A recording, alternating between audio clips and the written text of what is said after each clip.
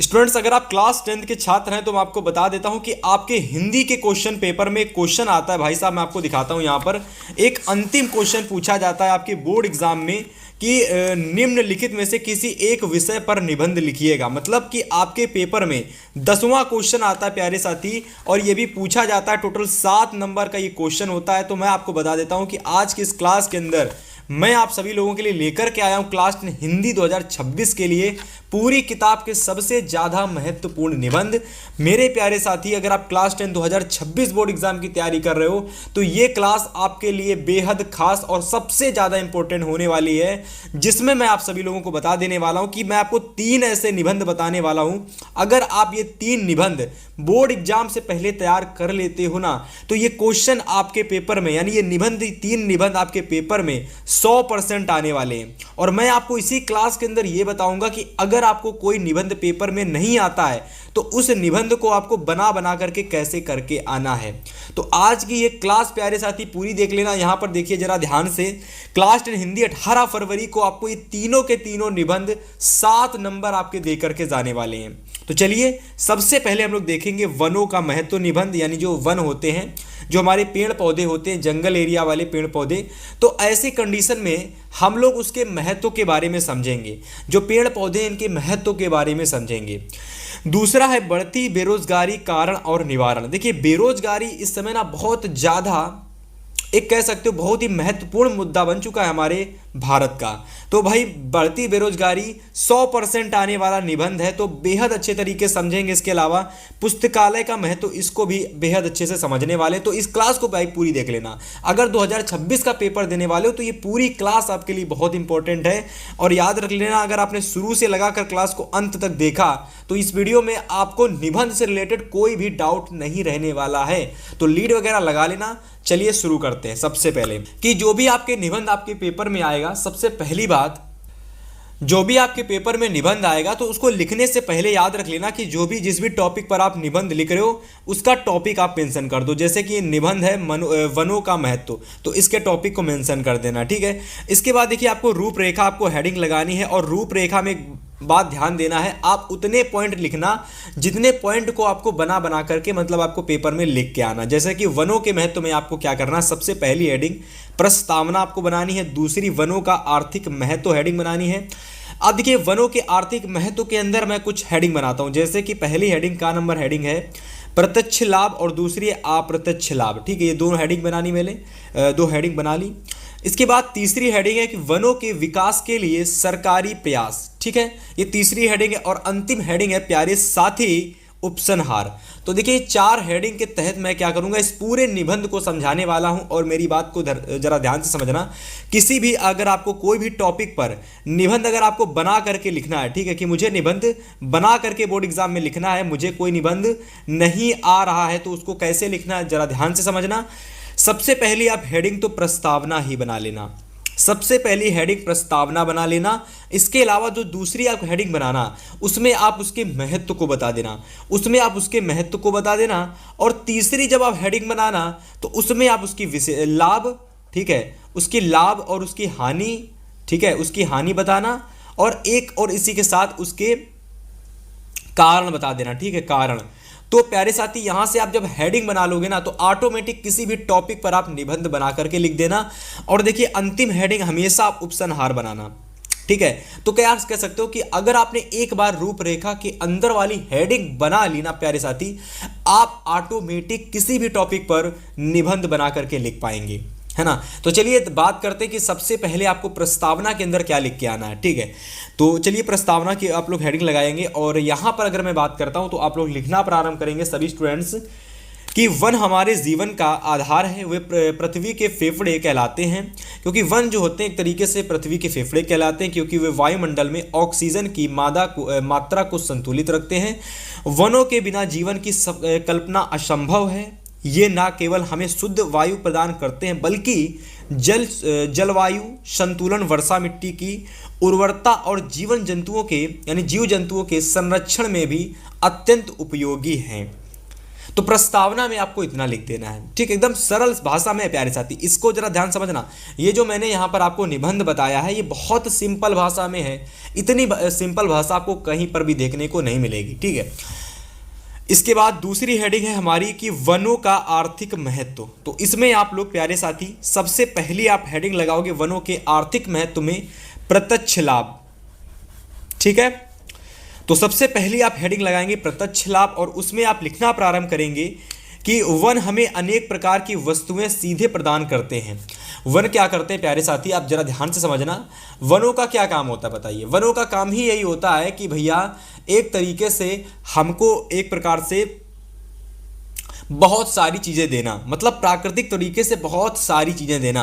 तो वन हमें अनेक प्रकार की वस्तुएं सीधे प्रदान करते हैं, जैसे कि लकड़ी देते हैं, ईंधन जल देते हैं। ईंधन का मतलब होता है जो हम जलाने के लिए प्रयोग करते हैं वह चीज़, ठीक है। इसके अलावा वे जो वन होते हैं ये हमें फल देते हैं, फूल देते हैं, राल देते हैं, गोंद देते हैं, जड़ी बूटियां देते हैं और कागज़ देते हैं। तो मतलब अधिकतर जो चीज़ें होती हैं हमारे दैनिक जीवन में, दिनचर्या वाली चीज़ें जिनका हम इस्तेमाल करते हैं, वह सारी की सारी चीज़ें प्यारे साथी आप लोग कह सकते हो कि हमको जो मिलती हैं वो वनों के द्वारा मिलती हैं, है ना। चलिए बात करते हैं आगे। चलिए इसके बाद आगे आपको लिखना है कि बनाने की सामग्री, ठीक है, और मतलब कि जितने भी बनाने की सामग्री होती है लगभग वो सारी चीज़ें आपके वन आपको देते हैं, ठीक है। इसके अलावा देखिए दे रखा है वन उत्पादों से अनेक उद्योग चल रहे हैं। मतलब वन के मतलब कि वन से क्या हो रहा है कि प्रेजेंट टाइम में बहुत सारी चीज़ें चल रही हैं, ठीक है, जिससे क्या हो रहा है कि जिससे लोगों को रोज़गार मिलता है। मतलब कि आप लोग ये भी कह सकते हो कि वनों के होने से बहुत सारी चीज़ें चल रही हैं, तो उनसे क्या होता है कि जो वर्कर उसमें काम करने वाले हैं उनको बहुत सारी चीज़ें मिलती हैं, ठीक है, उनको रोज़गार मिलता है। इस प्रकार वन हमारे आर्थिक विकास का प्रमुख स्रोत है, ठीक है। इसके अलावा आप अगली हेडिंग लगाएंगे, इसमें अगली आप हेडिंग लगाएंगे प्रत्यक्ष लाभ, ठीक है प्यारे साथी, अगली आप हेडिंग लगाएंगे प्रत्यक्ष लाभ। और देखिए इसमें आप लिखना प्रारंभ करेंगे कि वन वर्षा लाने में सहायता करते हैं, मिट्टी के कटाव को रोकते हैं और नदियों के जल स्तर को बनाए रखते हैं, ठीक है। वे वातावरण को शुद्ध रखते हैं और विभिन्न जंतुओं व पक्षियों का निवास स्थान है। मतलब एक तरीके से जितने भी पंछी होते हैं, जितने भी जीव जंतु होते हैं वो अधिकतर वन में ही रहते हैं। जितने भी जंगली जानवर हैं वे अधिकतर वन में ही रहते हैं। आई बात समझ में। चलिए इसके अलावा वन पर्यटन का भी बढ़ावा देते हैं, जिससे कि देश की आय में वृद्धि होती है ना। तो ये सारी चीज़ें आपको अप्रत्यक्ष लाभ में बना करके लिख देनी है। चलिए भैया इसके बाद आप लोग अगली हेडिंग लगाएंगे, आप लोग अगली जो हेडिंग लगाएंगे आप लोगों को की वह है वनों के विकास के लिए सरकारी प्रयास, ठीक है। अब देखिए यहाँ से अगर मैं बात करता हूँ कि वनों के विकास के लिए सरकारी प्रयास के बारे में, तो जरा ध्यान से समझना मेरी बातों को, यहाँ से लगा करके यहाँ तक पूरा आप लिख डालिए कि वनों की घटती संख्या को देखते हुए सरकार ने अनेक योजनाएं शुरू की हैं। वन महोत्सव के माध्यम से हर वर्ष वृक्षारोपण अभियान चलाया जाता है। अब देखिए राष्ट्रीय वन नीति बनाई गई है, इसके तहत एक कह सकते हो नीति बनाई गई जिसको हम लोग कह सकते हैं राष्ट्रीय वन नीति। अब इसमें क्या हो रहा है प्यारे साथी कि बनाई गई इस राष्ट्रीय वन नीति में देश के कम से कम 33% क्षेत्र पर वनावरण हो। मतलब कि आप लोग कह सकते हो देश में जितना 33% भाग है उसमें क्या हो कि वन होने चाहिए, है ना। और ये क्या हुए मतलब कब लागू हुआ, ये तो ये राष्ट्रीय वन नीति के मतलब कि राष्ट्रीय वन नीति जो अभियान था इसके पश्चात ये सारी चीज़ें कह सकते हो जनगणना में रखी गई थी कि भारत के लगभग 33% भाग पर तो वन ही केवल होने चाहिए। स्कूलों और गाँवों में पौधा मतलब कि पौधारोपण कार्यक्रमों का प्रोत्साहन दिया जा रहा है, ठीक है। साथ ही अवैध कटाई रोकने के लिए सख्त कानूनी भी बनाई गई है ना। तो मतलब ये 3 पॉइंट्स आपको लिख देने हैं। इसके अलावा प्यारे साथी ये तीसरा पॉइंट है मेरे हिसाब से, ठीक है। हाँ तो चौथा पॉइंट आप बनाएंगे उपसंहार। और मेरे प्यारे साथी मैं आपको बता देता हूं कि उपसंहार हमारी हेडिंग लगभग हर एक निबंध में रहेगी, है ना। चलिए इसमें अगर मैं बात करता हूं तो आप इसमें देखिए लिखना प्रारंभ करेंगे तो इसमें आप यहां से लिखेंगे कि वन जीवन का अभिन्न अंग है, उनका संरक्षण और विकास हम सबका कर्तव्य है। यदि वन नष्ट हो गए, यदि वन क्या हो गए प्यारे साथी नष्ट होंगे तो पृथ्वी पर जीवन का अस्तित्व खतरे में पड़ जाएगा। हमें अधिक से अधिक पेड़ लगाना चाहिए और दूसरों को भी इसके लिए प्रेरित करना चाहिए। ठीक है, उम्मीद है मेरे प्यारे बच्चों को ये पहला निबंध बहुत अच्छे से तैयार हो गया होगा। और मेरे प्यारे साथी, मैं आपको बता दे रहा हूं कि अगर आप लोगों को कोई निबंध नहीं आता है तो देखिए यहां पर दूसरा फिर से मैं आपको निबंध बताने वाला हूं, और इसके साथ साथ मैं ये भी बताऊंगा कि आपको अगर कोई निबंध नहीं आता है तो आप बना करके कैसे लिखेंगे। देखिए सबसे पहली बात, जो हमारा निबंध है ये बढ़ती बेरोजगारी पर है कि बढ़ती हुई बेरोजगारी, इसके कारण और निवारण। तो देखिए सबसे पहली आप लोग हेडिंग प्यारे साथी जो बनाएंगे लगभग हर एक पेपर में, हर एक निबंध, तो लगभग आप लोग हर एक पेपर में जो पहली हेडिंग बना करके आएंगे प्यारे साथी, रूपरेखा बना करके, रूपरेखा लिख करके आपको प्रस्तावना सबसे पहली हेडिंग बनानी है। और याद रखना अंतिम हेडिंग आप लोग ऑप्शन हार जरूर बनाना। ठीक है, ये दो हेडिंग तो बहुत ज़्यादा कंपलसरी, अगर आप ये दो हेडिंग नहीं बनाओगे तो भैया पूरे नंबर नहीं मिलेंगे। तो याद रखना कि आप लोगों को ये दो हेडिंग तो बनानी ही बनानी है। इसके अलावा अगर मैं बात करता हूँ तो दूसरी हेडिंग जो आप हर समय बनाएंगे वो हमेशा आप लोग बनाना महत्व की हेडिंग बना लेना, वरना कारण की हेडिंग बना लेना। ठीक है, वरना एक काम करना कि उसके लाभ की हेडिंग बना लेना और उसकी या फिर विशेषताओं की हेडिंग बना लेना, है ना। तो अगर आप इस तरीके से ये चार हेडिंग में से कोई भी हेडिंग बनाएंगे तो डेफिनेटली अगर आप एक रूपरेखा बना करके हेडिंग बना देते हैं ना तो आप आसानी से निबंध बना बना करके कर पाएंगे। तो चलिए प्रस्तावना में आप लिखना प्रारंभ करेंगे कि आज भारत के सामने सबसे बड़ी समस्या बेरोजगारी है। बेरोजगारी का अर्थ है जब व्यक्ति काम करने की इच्छा और योग्यता रखता है फिर भी उसे काम नहीं मिलता है। मतलब बेरोजगारी का मतलब यह है कि आपके अंदर काबिलियत शब्द अलग होता है। देखिए काबिलियत का मतलब होता है टैलेंट होना, तो एक टैलेंट शब्द एक अलग हो जाता है। लेकिन अगर आप योग्य हैं, अगर आपके अंदर आपने शिक्षा ग्रहण की है, अगर आप योग्य हैं लेकिन अगर अभी तक आपको रोजगार नहीं मिल रहा है तो आप बेरोजगारी की कंडीशन में आते हैं, है ना। तो वही चीज़ है कि यहाँ पर यह ना केवल व्यक्ति के लिए बल्कि पूरे देश के विकास के लिए बाधा है। बेरोजगारी व्यक्ति आर्थिक, मानसिक और सामाजिक रूप से कमजोर हो जाता है। ठीक है, तो सबसे पहले आप लोग हेडिंग बनाएंगे प्रस्तावना, और बढ़ती हुई बेरोजगारी में इतना प्रस्तावना में आप पूरा का पूरा लिख देंगे प्यारे साथी। चलिए बात करते हैं अगली हेडिंग की। तो अगली आप हेडिंग बनाएंगे बेरोजगारी के कारण। ठीक है, अगली आप हेडिंग क्या बनाएंगे, बेरोजगारी के कारण, और जिसमें आप लिखना प्रारंभ करेंगे कि भारत में बेरोजगारी के अनेक कारण। सबसे पहला कारण है प्यारे साथी, तो सबसे पहले हेडिंग ही बना लेना बेरोजगारी के कारण, और उसमें आप लोग पहली हेडिंग बनाना जनसंख्या वृद्धि। जनसंख्या वृद्धि पहली हेडिंग बनाओगे और उसमें लिखना प्रारंभ करोगे कि देश में जनसंख्या तेजी से बढ़ रही है पर रोजगार के अवसर उतने नहीं बढ़ पा रहे हैं। ठीक है, इसके बाद आप अगली हेडिंग बनाएंगे शिक्षा प्रणाली का कमजोरी, शिक्षा प्रणाली की कमजोरी। ठीक है, तो इसमें आप लिखना प्रारंभ करेंगे कि हमारी शिक्षा रोजगार परक, ठीक है, रोजगार परक नहीं है, मतलब कि इस लायक नहीं है कि सबको रोजगार मिल सके। ठीक है, विद्यार्थी डिग्रियां तो प्राप्त कर लेते हैं परंतु व्यवहारिक ज्ञान उनमें कमी रह जाती है ना। जो एक ज्ञान चाहिए होता है ना, स्किल वाला ज्ञान, एक ज्ञान स्किल वाला होता है, तो वो स्किल की कमी है हमारे भारत में। ठीक है, इसी वजह से हर एक नौजवान कह सकते हो कि रोजगार नहीं मिल रहा हर एक नौजवान को। ठीक है, तीसरा है कि औद्योगिक विकास की कमी, तो इसमें आप लिखेंगे कि उद्योग और कारखाने सीमित हैं जिससे क्या हो रहा है कि नौकरियां भी बहुत ज़्यादा कम हैं। चौथा है कि कृषि पर अधिक निर्भरता। हमारे भारत में क्या है कि बहुत ज़्यादा लोग कृषि पर निर्भर रहते हैं, कह सकते हो कि कृषि पर निर्भर रहते हैं, सरकारी नौकरी पर निर्भर रहते हैं। देखिए अगर आपके अंदर काबिलियत है, टैलेंट है, तो आप कुछ ही किसी भी फील्ड में आप जा सकते हैं और बेहद अपनी इच्छा अनुसार आप एक अच्छा काम करके अपना रोजगार प्राप्त कर सकते हैं। लेकिन कहते हैं ना कि भीड़ में भागोगे तो यूं ही कुछ नहीं कर पाओगे। अगर आपको कुछ नया करना है, अपनी अलग पहचान बनानी है, तो आपको कुछ नया करना होगा। ठीक है, लोगों से हटके करना होगा और मेहनत करनी होगी। ठीक है, तो कृषि पर अधिक निर्भरता, हमारे भारत में अधिकतर लोग कृषि पर निर्भर हैं, है ना। अधिकतर लोग क्या करते हैं कि खेती पर निर्भर हो जाते हैं और उनके जो बच्चे होते हैं वह भी खेती पर निर्भर हो जाते हैं, और इस तरीके से कह सकते हो कि एक समय आता है कि लोगों को रोजगार मिलना मतलब बहुत ज़्यादा गंभीर हो जाता है। ठीक है, आगे बात करते हैं 5 नंबर की तकनीकी परिवर्तन। तो यहाँ पर देखिए मशीनों और तकनीक के बढ़ते उपयोग से मानव श्रम की आवश्यकता घट रही है। ठीक है, मतलब जितनी ज़्यादा मशीनें बढ़ रही हैं, जितनी ज़्यादा चीज़ें आ रही हैं, उतने ज़्यादा लोगों की आवश्यकता कम हो रही, जिससे कि बेरोजगारी बढ़ रही है।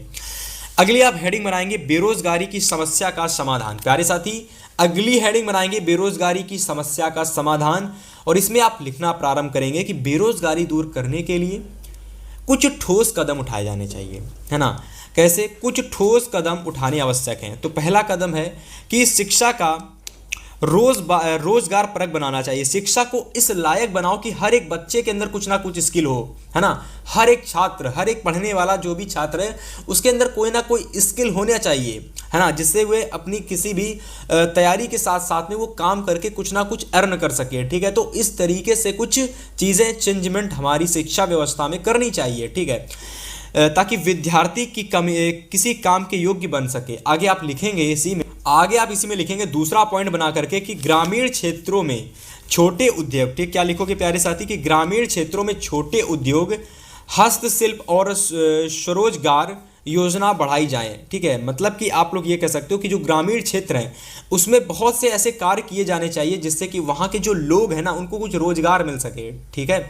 तीसरा है कि सरकार को नए उद्योगों की स्थापना करनी चाहिए और स्टार्टअप जैसी भी चीज़ें लानी चाहिए। मतलब देखिए प्रेजेंट टाइम में हमारे यूपी की अगर मैं बात करता हूं तो यूपी में ना गवर्नमेंट जॉब के अलावा कोई चीज़ का क्रेज है ही नहीं।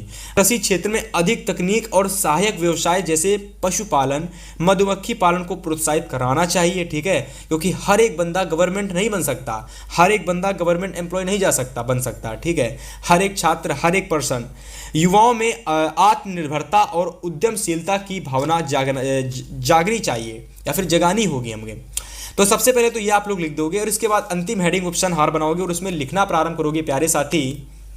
तो ऑप्शन हार के अंदर आप लिखना प्रारंभ करेंगे कि बेरोजगारी एक राष्ट्रीय समस्या है जिसे केवल सरकार ही नहीं बल्कि समाज और प्रत्येक नागरिक को मिलकर दूर करना होगा।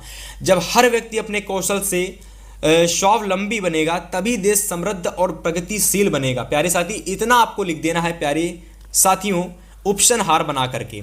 और मेरे प्यारे साथी मुझे उम्मीद है कि आपको बेरोजगारी निबंध बताने के बाद में आपके अंदर मोटिवेशन जागा होगा कि मुझे क्या करना है। असल में हाई स्कूल के बाद, इंटर के बाद मुझे क्या करना है, एक स्किल वाला पर्सन बनना है कि मुझे गवर्नमेंट की तरह, मतलब कि सरकारी नौकरी में भीड़ की तरह भागना है। देखो याद रख लेना, अगर आप स्किलफुल रहेंगे तो आप कभी भी रोजगार से भागेंगे नहीं, आपको हमेशा रोजगार मिलेगा अगर आप एक स्किल्ड वाले पर्सन बनेंगे। लेकिन अगर आपने भीड़ में भागे तो याद रखना कि आप अपने साथ साथ अपने आने वाली पीढ़ियों को भी बेरोजगारी का सामना आपको दिखाना पड़ सकता है। तो याद रहे आपको चीजें कैसे करनी वो है आपके हाथ में। चलिए इसके अलावा अगर मैं बात करता हूं, तीसरा और हमारा अंतिम निबंध है पुस्तकालय का महत्व। तो चलिए बात करेंगे कि आपको इस निबंध को कैसे तैयार करना है, क्या लिखना है, तो चलिए देखते हैं। तो चलिए बात करते हैं अपने तीसरे निबंध के बारे में, ठीक है। जैसा कि मैंने अभी आपको बताया और बेरोजगारी के बारे में मैंने बहुत सारी चीज़ें आपको बता दी कि भारत में या फिर हमारे यूपी उत्तर प्रदेश में इतनी ज़्यादा बेरोजगारी क्यों है, क्योंकि हर एक छात्र इंटर पास आउट करने के बाद में वो गवर्नमेंट की तरह भागने लगता है। आप बताओ हर साल 50 लाख बच्चे कह सकते हो कि 12th पास आउट करते हैं और हर साल क्या 50 से 50 लाखों का सिलेक्शन हो जाएगा। भाई साहब वैकेंसी तो आती है केवल 30,000, 20,000, 50,000, ज़्यादा से ज़्यादा 1 लाख 2 लाख, लेकिन हर साल जब 50 से लाख बच्चे निकलेंगे जिसमें से केवल और केवल 30 लाख छात्र गवर्नमेंट जॉब लेना चाहते हैं, तो कहाँ से भाई ले पाओगे। ऐसे में सरकार को भी फ़ायदा होता है कि इतने सारे फॉर्म पड़ते हैं, उसकी भी अच्छी खासी कमाई हो जाती है। लेकिन अगर हर स्टूडेंट ये सोचे कि वे काबिल है और वह अपने काबिल के अनुसार चीज़ें करे और अपनी फील्ड जो भी चुने उसमें वो मेहनत करे, डेफिनेटली वो एक बेहद अच्छा रोजगार पाएगा, है ना। तो ये चीज़ें सब बदलनी चाहिए यार, ठीक है। चलिए बात करेंगे फिलहाल अपने तीसरे निबंध के बारे में। तीसरा निबंध हमारा है पुस्तकालय का महत्व। और देखिए ध्यान से समझना इस पूरे निबंध को, ये निबंध आपके पेपर में 100% आने वाला है, ठीक है। 100% ये निबंध आपके पेपर में आएगा, क्योंकि देखिए पुस्तकालय का महत्व हो गया, बेरोजगारी हो गया, ट्रेंडिंग टॉपिक है, एकदम ट्रेंडिंग जो इस समय चल रहे हैं। पुस्तकालय का महत्व, पुस्तकों के बारे में आपने देखा होगा बहुत सारी चीज़ें चलती रहती हैं कि ये वाली पुस्तक देखो, वो वाली पुस्तक। तो पुस्तकालय का महत्व एक ट्रेंडिंग टॉपिक है, 100% आएगा भाई। चलिए सबसे पहली हेडिंग बनाएंगे प्रस्तावना, दूसरी हेडिंग बनाएंगे प्रस्तावना पुस्तकालय का अर्थ या फिर पुस्तकालय का महत्व। जैसा कि मैंने आपको बताया कि हर समय आपको याद रख लेना है कि महत्व की हेडिंग, अर्थ से रिलेटेड हेडिंग, इसकी विशेषताएं से रिलेटेड हेडिंग। तो ऐसे करके आपको हेडिंग बना करके एग्जाम में आनी है, ठीक है। पुस्तकालय के प्रकार तीसरी हेडिंग है, चौथी हेडिंग है पुस्तकालय का महत्व, पांचवी हेडिंग है मेरे प्यारे साथी कुछ प्रसिद्ध, आगे देखते हैं, आगे जो आप हेडिंग बनाएंगे कुछ प्रसिद्ध पुस्तकालय, ठीक है। इसके बाद 6 नंबर पर आप हेडिंग बनाएंगे पुस्तकालय के प्रति हमारा कर्तव्य, और 7वीं है सुझाव, और 8वीं उपसनार। देखिए यहाँ पर मैंने आपको इस वजह से इसमें थोड़ी सी ज़्यादा हेडिंग ले ली है, क्योंकि याद रखना आप अगर बोर्ड एग्जाम में पुस्तकालय के महत्व में 5 हेडिंग ही बना के आओगे तो भी आपको पूरे नंबर मिलेंगे। अगर आप केवल 6 हेडिंग बनाओगे तो भी आपको पूरे नंबर मिलेंगे, 7 से 8 हेडिंग बना दोगे तो भी आपको पूरे नंबर मिलेंगे। लेकिन याद रखना एक बात, सबसे पहली हेडिंग प्रस्तावना जरूर बनाना और अंतिम हेडिंग उपसंहार जरूर बनाना, ठीक है। अगर आप ये 2 हेडिंग नहीं बनाओगे तो आपके नंबर कटेंगे, और मिनिमम 4 हेडिंग तो रखना ही रखना, ठीक है। ये नहीं कि 2 हेडिंग बना दी, 3 हेडिंग बना दी तो नंबर कट जाएंगे। 4 मिनिमम और अधिकतम तो 8 कर देना, ठीक है। तो इस प्रकार से आपको हेडिंग है बनानी है रूपरेखा के अंदर। सबसे पहले प्रस्तावना में क्या लिखोगे प्यारे साथी, जरा ध्यान से समझना। आप लिखना प्रारंभ करेंगे कि पुस्तकें मनुष्य की सबसे अच्छी मित्र कही जाती हैं। जहां अनेक पुस्तकें एक स्थान पर एकत्रित रहती हैं, वहीं वह स्थान पुस्तकालय कहलाता है। जहां पर बहुत सारी पुस्तकें एक जगह एकत्रित होकर के रखी हुई होती हैं तो वह कह सकते हो कि पुस्तकालय कहलाता है, ठीक है। इसके अलावा अगर मैं बात करता हूं तो पुस्तकालय ज्ञान का भंडार होता है और समाज के बौद्धिक विकास का केंद्र माना जाता है। यह शिक्षा और संस्कृति की उन्नति का मुख्य साधन है। तो इतना कुछ आप लोग प्रस्तावना में लिखेंगे, है ना। इसके बाद अगर मैं बात करता हूं तो अगली आप हेडिंग बनाएंगे पुस्तकालय का अर्थ, ठीक है। अगली आप हेडिंग क्या बनाएंगे, पुस्तकालय का अर्थ, और इसमें आप लिखना प्रारंभ करेंगे यहां से कि पुस्तकालय शब्द जो होता है प्यारे साथी, ये 2 शब्दों से मिलकर बना होता है। पहला पुस्तक, दूसरा आलय, ठीक है। तो पुस्तक का अर्थ होता है किताबें और आलय का अर्थ है घर। तो मतलब पुस्तकों का घर। पुस्तकों का घर कहने का मतलब है, जैसे कि अगर मैं बात करता हूं तो जैसे कि मान लीजिए बहुत सारी जहां पुस्तकें रखी होती हैं और पुस्तकें बहुत सारी जहां पर हैं वह उनका घर हो गया। तो पुस्तकालय एक तरीके से पुस्तकों का घर होता है ना, जिसको हम इंग्लिश में लाइब्रेरी बोलते हैं। अर्थात जहां बहुत सी पुस्तकें रखी जाती हैं वह पुस्तकालय कहलाता है। यह ज्ञान और शिक्षा का मंदिर है। इतना कुछ लिख देने के बाद में आप लोग हेडिंग बनाएंगे अगली, पुस्तकालय के प्रकार। तो अगली आप हेडिंग बनाएंगे पुस्तकालय के प्रकार प्यारे साथी, और इसमें आप लिखना प्रारंभ करेंगे, है ना। इसमें आप लिखना प्रारंभ करेंगे पुस्तकालय कई प्रकार के होते हैं। सबसे पहला पुस्तकालय होता है विद्यालय पुस्तकालय, ठीक है, जिसमें आप विद्यार्थी के अध्ययन के लिए, है ना, बहुत सारी चीज़ें होती हैं, हर प्रकार की पुस्तकें। दूसरा है महाविद्यालय एवं विश्वविद्यालय पुस्तकालय, उच्च शिक्षा के विद्यार्थियों के लिए। उच्च शिक्षा के मतलब कि जो इंटर पास आउट होते हैं भाई वह महाविद्यालय में जाते हैं। तो अभी तो आप लोग कह सकते हो कि एक विद्यालय के छात्र हो, लेकिन जब आप लोग इंटर पास आउट कर लेंगे आप लोग तो आप महाविद्यालय में BA BSc MSc BA BSc BCom, है ना, BBA BCA, जिसको जो भी करना, जिसको जिस भी फील्ड में जाना है वह आप लोग आगे जाएंगे। ये 2 पॉइंट लिखने के बाद आप आगे लिखेंगे आप। तो तीसरी आप लोग हेडिंग बनाएंगे प्यारे साथी सार्वजनिक पुस्तकालय। तो चलिए इसके बाद देखिए तीसरी हेडिंग आप लोग बनाएंगे सार्वजनिक पुस्तकालय, ठीक है। इसमें क्या होता है कि आम जनता के लिए खुले रहते हैं। देखिए जो सार्वजनिक पुस्तकालय होते हैं इसमें क्या होता है कि जो आम लोग होते हैं, जो मतलब कि डेली पर डे इधर उधर जाते रहते हैं, घूमते रहते हैं, तो ऐसे लोगों के लिए क्या होता है कि सार्वजनिक जो पुस्तकालय होते बनाए जाते हैं। इसमें क्या होता है कि इसमें अनेकों प्रकार की पुस्तकें होती हैं, केवल पढ़ाई से रिलेटेड पुस्तकें नहीं होती। इसमें क्या होता है अनेक प्रकार की, हर एक प्रकार की पुस्तकें इसमें होती हैं। तो इस बात को आप समझना।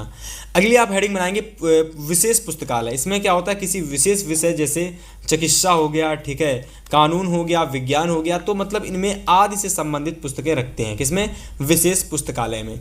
तो इतना कुछ आप लोग लिख देंगे पुस्तकालय के, कह सकते हो कि किस हेडिंग में, पुस्तकालय के प्रकार में। और प्यारे साथियों इसके बाद अगली आप हेडिंग बनाएंगे पुस्तकालय का महत्व, और जिसमें आप लिखना क्या प्रारंभ करेंगे चलिए बताते हैं। तो लिखेंगे आप लोग कि पुस्तकालय ज्ञान प्राप्त करने का सबसे सस्ता और सरल माध्यम है। यहाँ व्यक्ति अपनी रुचि के अनुसार विभिन्न विषयों की पुस्तकें पढ़ सकता है।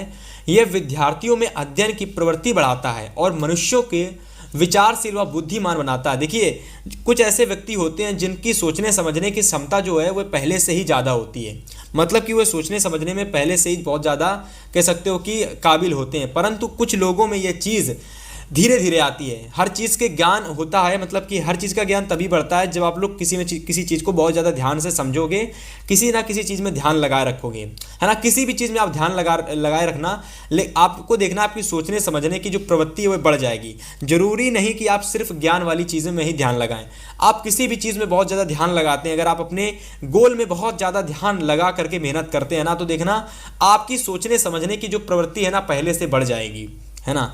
तो ये आप लोग लिखोगे पुस्तकालय का महत्व में। अगली आप हेडिंग बनाएंगे कुछ प्रसिद्ध पुस्तकालय, और जिसमें आप लिखेंगे कि विश्व के प्रसिद्ध पुस्तकालयों में से ब्रिटिश लाइब्रेरी जो कि लंदन में बहुत ज़्यादा फेमस है, ठीक है। दूसरी है कांग्रेस लाइब्रेरी जो कि वाशिंगटन में है, बहुत फेमस है। इसके अलावा राष्ट्रीय पुस्तकालय जो कि कोलकाता में है, ये भी बहुत ज़्यादा फेमस है, ठीक है। भारत में दिल्ली पब्लिक लाइब्रेरी, है ना, जो कि बनारस हिंदू विश्वविद्यालय का पुस्तकालय, मतलब ये फेमस है। जो भारत की अगर मैं बात करता हूँ तो भारत में दिल्ली पब्लिक लाइब्रेरी बहुत फेमस है। इसके अलावा बनारस हिंदू विश्वविद्यालय की लाइब्रेरी पुस्तकालय वो भी बहुत फेमस है, और अलीगढ़ मुस्लिम विश्वविद्यालय का पुस्तकालय भी बहुत ज़्यादा फेमस है, अत्यंत, ठीक है। तो ये मैंने कुछ भारत की और कुछ आपके फॉरेन कंट्री की कह सकते हो कि फेमस प्रसिद्ध पुस्तकालय बताएं, है ना। चलिए बात करते हैं आगे और अपने अगले पॉइंट्स के बारे में। तो चलिए अगर मैं बात करता हूं अपने अगले पॉइंट्स के बारे में, तो यहां पर 6 नंबर पॉइंट हम आप लोग बनाएंगे हेडिंग कि पुस्तकालय के प्रति हमारा कर्तव्य, और इसमें आप इतना कुछ लिख देंगे कि हमें पुस्तकालय की पुस्तकों की रक्षा करनी चाहिए, पुस्तकों को संभाल कर पढ़ना चाहिए और समय पर लौटाना चाहिए, और पुस्तकालय में शांति बनाए रखना हमारा कर्तव्य है। मतलब हमें शांति बनाए रखनी चाहिए जब भी हम पुस्तकालय में पुस्तकें बैठ कर के पढ़ें, ठीक है। इसके अलावा पुस्तकालय को स्वच्छ और व्यवस्थित रखना हर पाठक की जिम्मेदारी है। तो इतना आप लोग लिख देंगे पुस्तकालय के प्रति हमारे कर्तव्य में, प्यारे साथियों, ठीक है। पेन हो गया ख़त्म, ठीक है। तो इसके अलावा अगर मैं बात करता हूँ तो आप लोग अगली हेडिंग सुझाव बनाएंगे, और जिसमें आप लिखना प्रारंभ करेंगे कि पुस्तकालय विद्यालय और गांव में पुस्तकालय की स्थापना होनी चाहिए। मतलब प्रत्येक विद्यालय लिख लेना, पुस्तकालय नहीं, तो प्रत्येक विद्यालय और गांव में क्या होना चाहिए कि पुस्तकालय की स्थापना होनी चाहिए, है ना। और डिजिटल युग में ई पुस्तकालय मतलब ऑनलाइन लाइब्रेरी का भी विस्तार किया जाना चाहिए। देखिए ऑनलाइन लाइब्रेरी तो आप लोग अपने फ़ोन में भी चला सकते हो यार, ठीक है। आप लोग किसी भी ऐसे ऐप्स को इंस्टॉल कर लेना जिसमें अनेकों प्रकार की पुस्तकें हों, और डेली पढ़ने का थोड़ा थोड़ा पढ़ने का प्रारंभ कीजिएगा, है ना। आगे देखिए ताकि अधिक से अधिक लोग ज्ञान प्राप्त कर सकें। तो 7वां आप लोगों का ये हो गया। अगली आप लोग मतलब लास्ट हर एक निबंध में जो आप हेडिंग बनाएंगे वह निबंध की हेडिंग आपको हर समय सेम रहेगी, वह उपसंहार। प्यारे साथी उपसंहार हेडिंग ज़रूर बना लेना, प्रस्तावना की हेडिंग ज़रूर बना लेना, ये 2 हेडिंग तो कंपलसरी हैं, भूलना मत। तो अंतिम आप हेडिंग उपसंहार बना के लिखेंगे पुस्तकालय में कि पुस्तकालय मानव जीवन का अमूल्य खजाना है ना। ये हमें ज्ञान, संस्कार और प्रेरणा प्रदान करता है ना। पुस्तकालय जितने बढ़ेंगे समाज उतना ही ज़्यादा शिक्षित और सभ्य बनेगा, ठीक है। तो इतना कर देने के बाद में क्या है प्यारे साथी, आपका पुस्तकालय निबंध भी समाप्त हो जाएगा।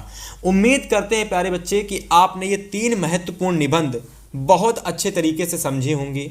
अगर आपने चीज़ों को समझा है तो मेरी गारंटी है बोर्ड एग्जाम में अगर कोई निबंध आपको नहीं आता है ना, तो आप उसको अपनी भाषा में बना करके लिख पाएंगे, है ना। मैंने आपसे पहले भी बताया था कि आपको हमेशा याद रखना है कि आपको पहली हेडिंग प्रस्तावना और अंतिम हेडिंग उपसंहार बनानी है, और बीच में आप 2-3 हेडिंग बना लेना। जैसे उसके लाभ की हेडिंग बना लेना, मतलब कि आप लोग वनों पर लिख रहे हो ना, तो वनों पर आप लिखना वनों के लाभ, वनों से हानियाँ, वनों से हानि तो होती नहीं कुछ, तो वनों के लाभ और वनों की विशेषताएँ, ठीक है, और वन के लिए किए जाने वाले प्रयास, ऐसे करके आप हेडिंग बना दिया करो यार, ठीक है, बना लेना आप लोग। और हमेशा याद रखना जितने भी आप हेडिंग बनाना उनको रूपरेखा के अंदर बना के लिखना, है ना।